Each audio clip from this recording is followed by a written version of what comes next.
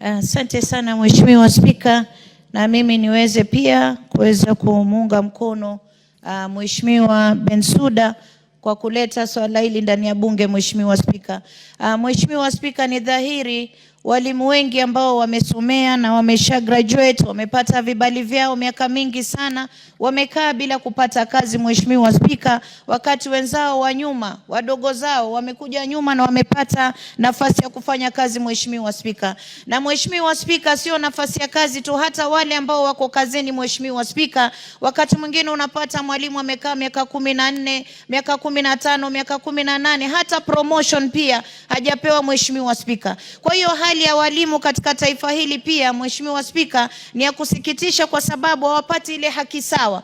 Na ikiwa itatokea hata masala ya promotion Mheshimiwa Spika, waangalie wale ambao wamefanya kazi yao vizuri na wamekaa muda mrefu, waweze pia wao kupewa promotion. Kama kuna mwalimu ambaye sasa ni deputy principal wa pale Shanzu Teachers College, amekaa miaka 15 Mheshimiwa Spika, yuko katika ile nafasi, wakati wenzake wanapewa promotion, yeye ameachwa pale na anafanya kazi nzuri Mheshimiwa Spika. Kwa hiyo Mheshimiwa Spika, mimi nataka kusema hizi nafasi za kazi zikitokea, ziwe zinaangaliwa wale ambao waliweza kugraduate mapema, kwa sababu mtu, hata kama nimesikia Mheshimiwa katika kamati hii ya ambayo inashughulika na mambo ya walimu ya education, anasema kuwa hata wakiwa miaka 56 ama 59 watapewa kazi. Tusiweze kusisitiza mambo kama hayo, tuweze kutoa msukumo kuwa wakati bado wako katika ile hali yao ambayo ni active, waweze kupewa hizi nafasi za kazi na wao wapate matunda ya kuona kuwa masomo yao hayakuenda bure Mheshimiwa Spika.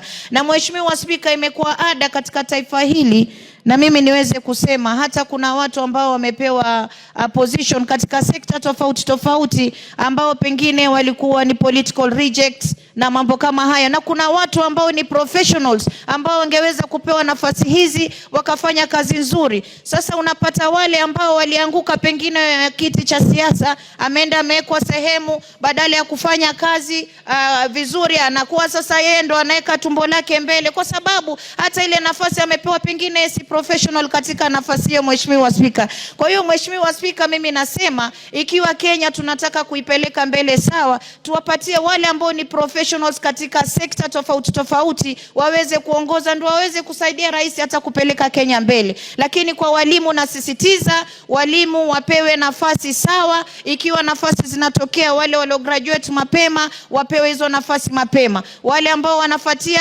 waje kwa nyuma Mheshimiwa Spika. Na ikitokea pia promotion, walimu waangaliwe, mtu ameserve ameimba na watoto darasani Mheshimiwa Spika, amehakikisha mtoto ameshika kalamu paka amejua kuandika, amehakikisha mwanafunzi amepata masomo na amekuwa ni, hata unapata yule mwanafunzi ambaye alimsomesha ameenda amepata kazi kubwa mbele yake, lakini yule mwalimu bado yuko katika ile position ambayo mwanafunzi alimwacha hapo Mheshimiwa Spika. Inakuwa si haki kwa walimu, waweze kuangaliwa maslahi yao promotion ikitokea. Na si hao tu, hata polisi pia tunaona pia wengi pia wanalalamika Mheshimiwa Spika, amekaa sehemu moja na hajapata hata ile promotion. Kwa hiyo mimi namsupport dadangu Bensouda kwa walimu wapewe nafasi kufuatana na vile walivyo graduate kutoka katika masomo yao. Asante sana Mheshimiwa Spika. Hakuna oda, wewe nyamaza. There is no order.